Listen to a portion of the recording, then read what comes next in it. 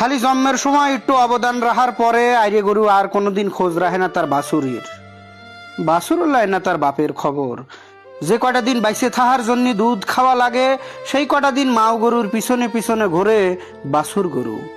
তারপর বাছুর যখন একটু বড় হয়, তখন কোন আটে মা, কোন আটে বাপ, কোন আটে সে নিজে, কেউ কারো কোনো খবর রাখে না।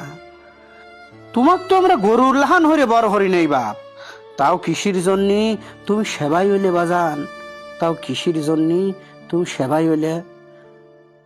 বেটা ভালো আছে, এত ব্যস্ত মানুষ তুমি, তাও যে আমার ফোনটা দয়া করে রিসিভ করিছেও, সেজন্য তোমাকে মেলা গাতি ধন্যবাদ। আশা করি তুমি ভালোই আছেও। আমরা কেবা আছি সেটা তোমার না জানলেও চলবি। আজ তোমাকে আমি কিছু কথা কব, তুমি কইলে মন দিয়ে শুনো। ফোনের ওপাশ থেকে অনেক বিরক্ত হয়ে বেটা কইলো, এত রাতি ফোন দিয়ে তুমি কি করা শুরু হইলে বাপ? এ দেশে এখন রাত বাজে 2টে। এ পাশ থেকে আব্বা কইলো, আজ তুমি কোনো কথা কবে লয়, আজ আমি খালি কথা কব, তুমি শুনবে। শুনেছি বেটা বেটি বেহেস্তে গেলি তখন নাকি আল্লাহ কবি, ও আল্লাহ আমার বাপ কোনে, আমার মাও কোনে, টাকারে আমার কাছে আইনে দাও।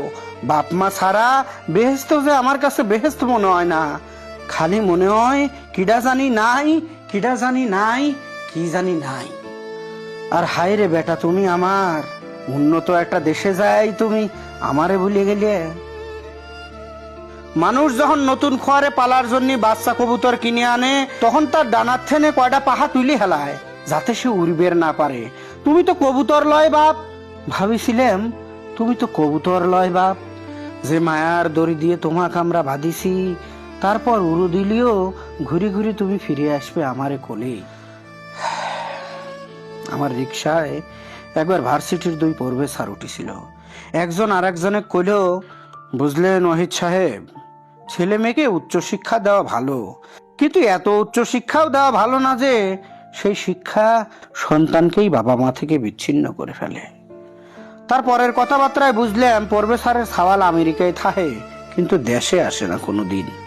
কথাগুলো শোনার পরে আমি আমার ধাক্কা লাগা মনে সান্ত্বনা দিয়ে কইলাম, আমার সাওয়াল এবালয়, আমার সাওয়াল এবালয়।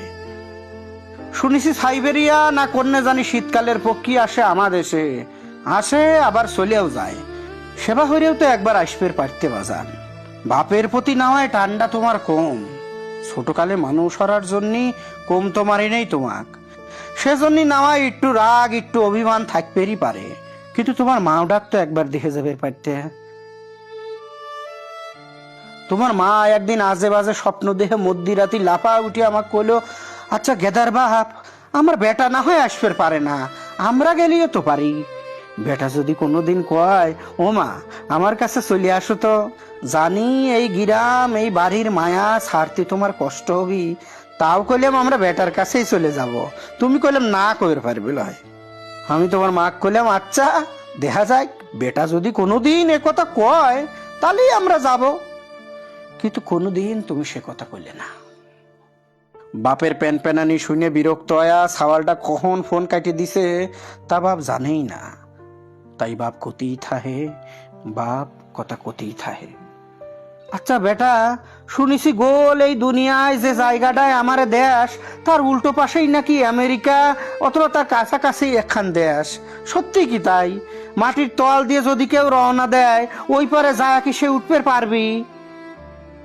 তোমার মা সব প্রস্তুতি শেষ হইছে, একটু পরেই মাটির তল দিয়ে রওনা দিবি।